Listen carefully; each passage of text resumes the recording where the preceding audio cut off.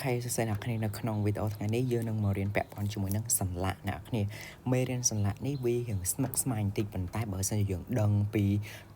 root word บอกวิคือดาวกำเนิดใน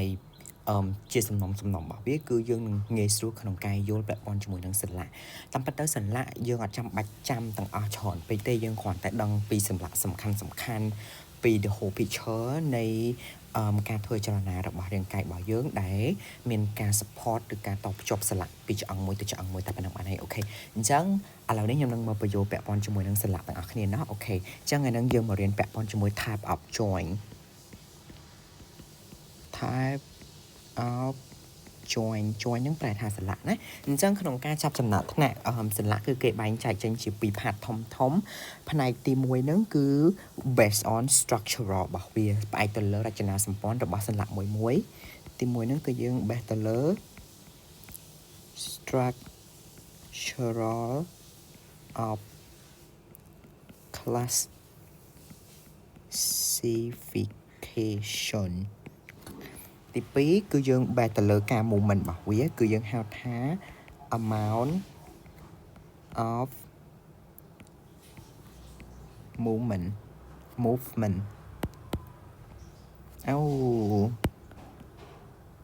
amount of movement អូខេអញ្ចឹងពាក់ព័ន្ធជាមួយនឹង structural of classification គឺគេបែងចែកចេញជា3ផ្នែកទៀតអ្នកនរគ្នានេះខ្ញុំយកផ្នែកទី1អ្នកនរគ្នាសូមបដូរពណ៌បន្តិចសិនយើងមកនិយាយពីចំណុចទី1មុន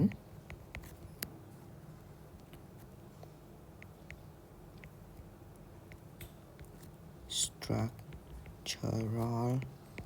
of classification ចឹងក្នុង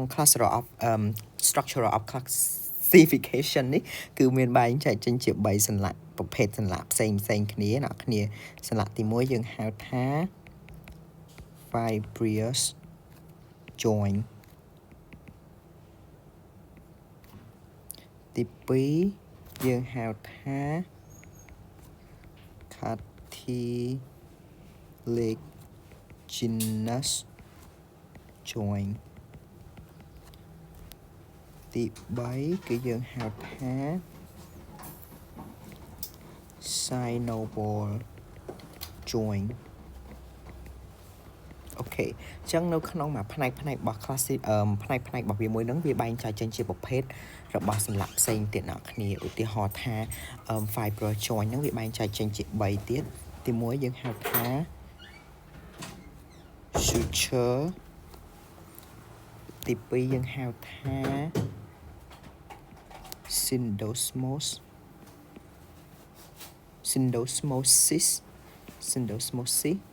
ទី3យើងហៅថា composite អូខេហើយអា cartilaginous join នេះវាមានបែងចែកចេញជា2ទៀតទី1ហៅថា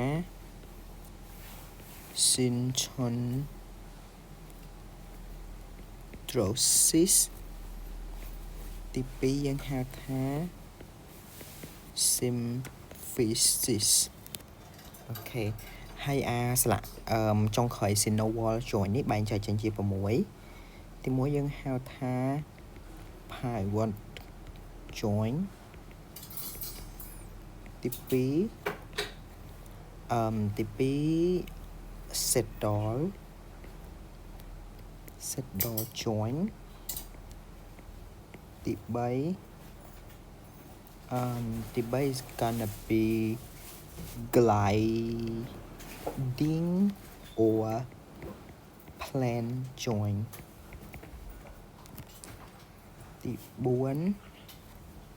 hinge join ទី5 condyloid អូនមកនេះអូនបាយបាទ condyloid join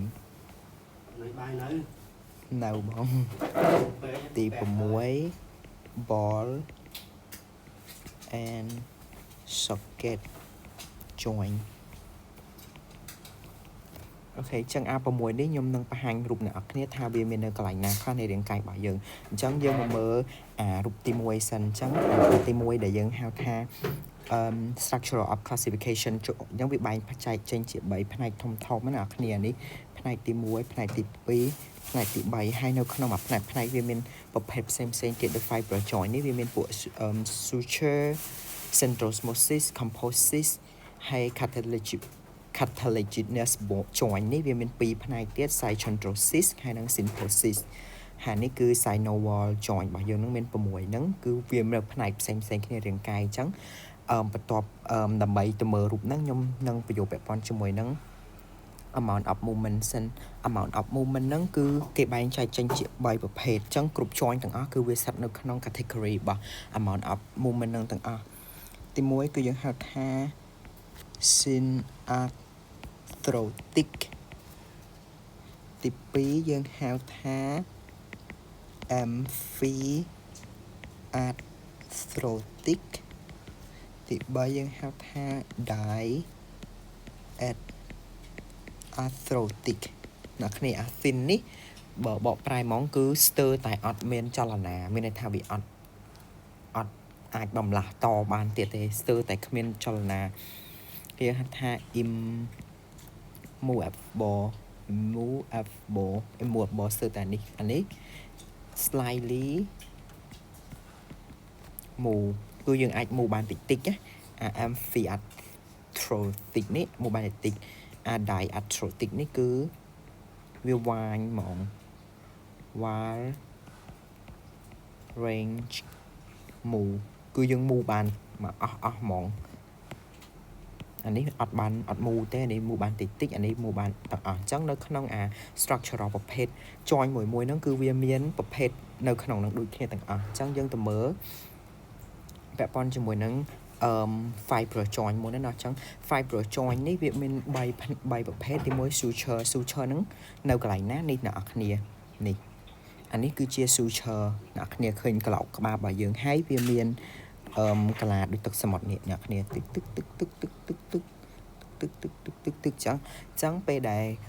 តំណប់ត្រឡប់ក្បាលរបស់យើងកើតចេញមកវាជាប្រភេទប្រទេសរៀបស្មើគ្នាវាមិនមូលអញ្ចឹងឯងអញ្ចឹងការមូលនឹងគឺការរួមបញ្ចូលគ្នារបស់suture ដែលយើងហៅថា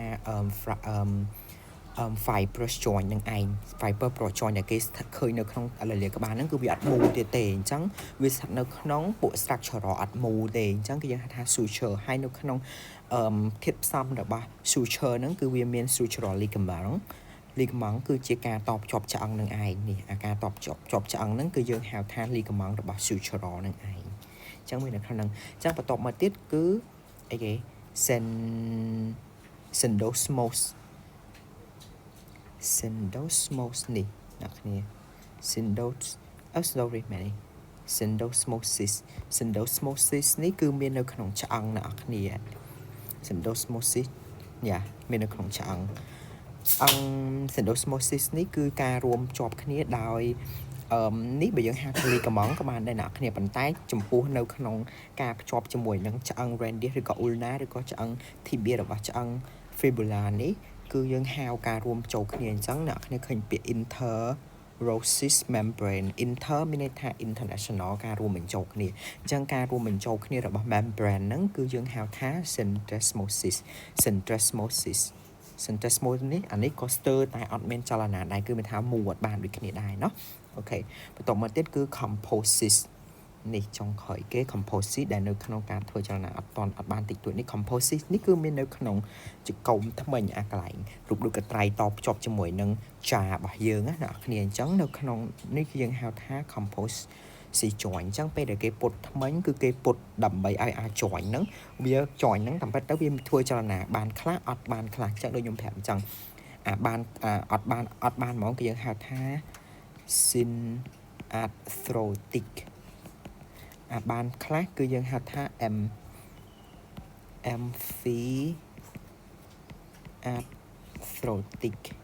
amphiarthrotic ដូច introvert extrovert amphistrovert អញ្ចឹងអាហ្នឹងការរួមបញ្ចូលគ្នាមូលបានខ្លះអត់មូលបានខ្លះអញ្ចឹងនៅកន្លែងcomposite joint ហ្នឹងគឺវាស្ថិតនៅក្នុង structure of brush joint ប៉ុន្តែវាមានលក្ខណៈមិនអត់មូបានសោះហ្មងគឺវាមូបានអញ្ចឹងបានពេលគេពុតថ្មីគឺគេពុត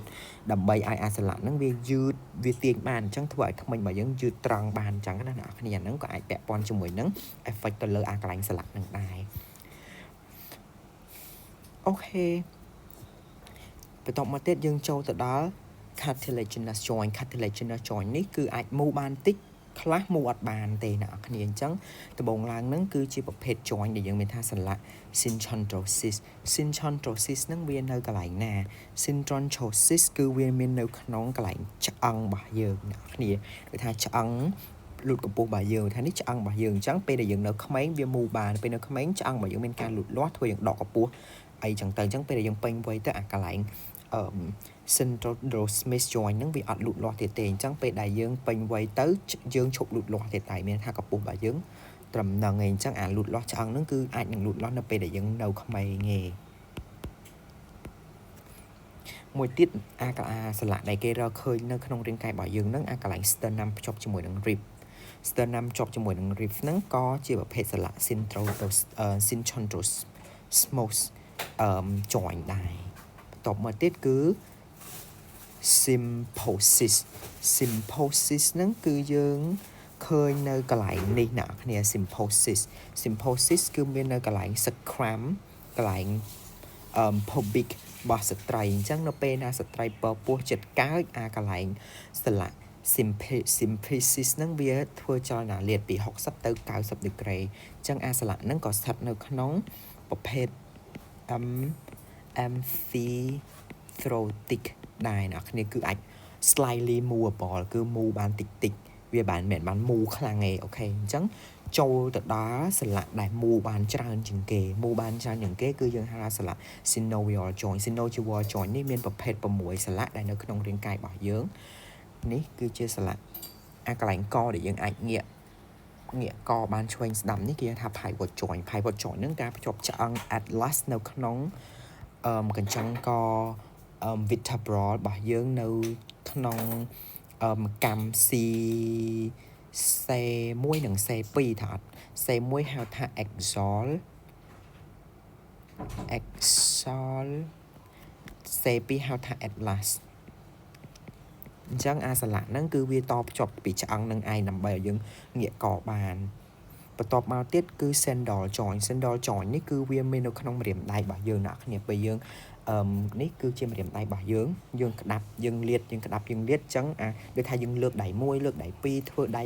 2ដូចយើងប៉ាវស៊ីស៊ុងកត្រៃលាតក្តាប់អីអញ្ចឹងអាហ្នឹងគឺការធ្វើចលនារបស់ sandal joint នឹងឯង sandal joint ហ្នឹងមានលក្ខណៈជាឆ្អឹង2គឺវាផ្គប់គ្នាអញ្ចឹងយើងអាចធ្វើចលនាម្រាមកលាស់លើកចុះលាតកត្រៃក្តាប់អីបានគ្នាបន្ទាប់មកទៀតគឺ plan joint ឬក៏ gliding joint អានេះយើងហៅ gliding joint ក៏បានដែរ gliding joint ហ្នឹងគឺវាមាននៅក្នុងប្រអប់ជើងមានថាពេលយើងដេកជើងបាយប្រអប់ជើងរបស់យើងផ្ងាពេលយើងដើរប្រអប់ជើងរបស់យើងចុះអាហ្នឹងគឺការលើកកលាស់ប្រអប់ជើងរបស់យើងអាហ្នឹងបានមកពីការធ្វើចលនារបស់ joint ដែលហៅថា gliding joint នឹងឯងបន្ទាប់មកទៀតគឺ hinge joint នេះគឺវាប្រភេទលក្ខណៈឆ្អឹងមូលមួយហើយមានទម្រមួយដែលដូចជារូបរាងទ្វារអ្នកគ្នារបៀបថាគេហៅថាត្រជាក់ទ្វារត្រជាក់ប្អួចណាមានថាវាតភ្ជាប់គ្នារបៀបត្រជាក់ទ្វារត្រជាក់ប្អួចអញ្ចឹងវាមាននៅក្នុងកន្លែងកែងដៃរបស់យើងអញ្ចឹងមានថាពេលយើងលាតកែងដៃ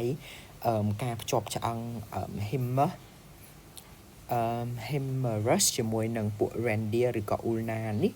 គឺការភ្ជាប់ដោយសន្លាក់ដែលហៅថា hinge joint នឹងឯងបន្ទាប់មកទៀតគឺ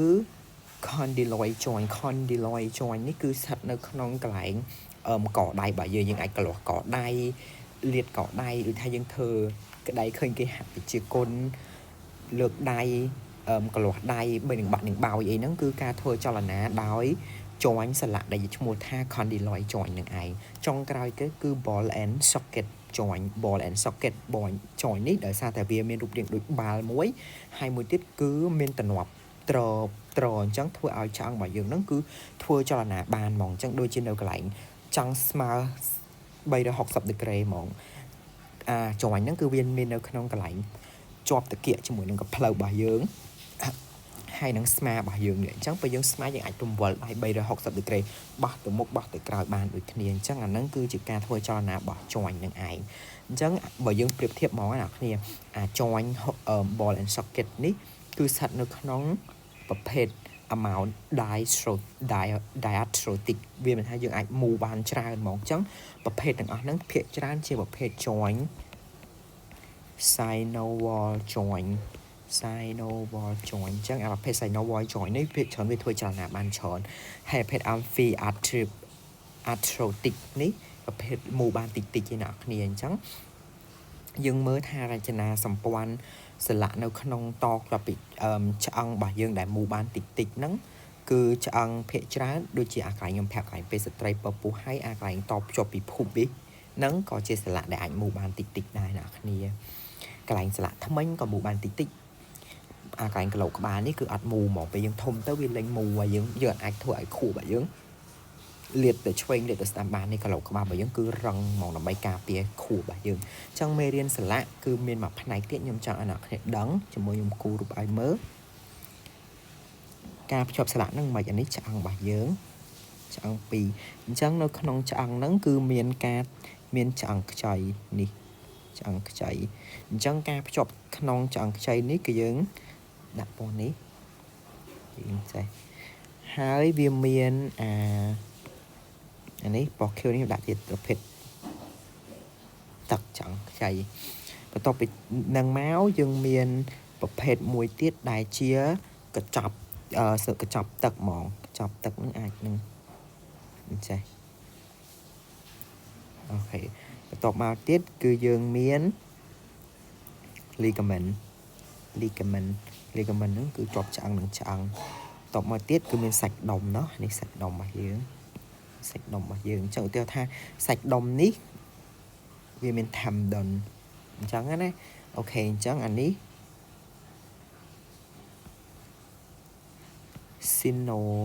synovial fluid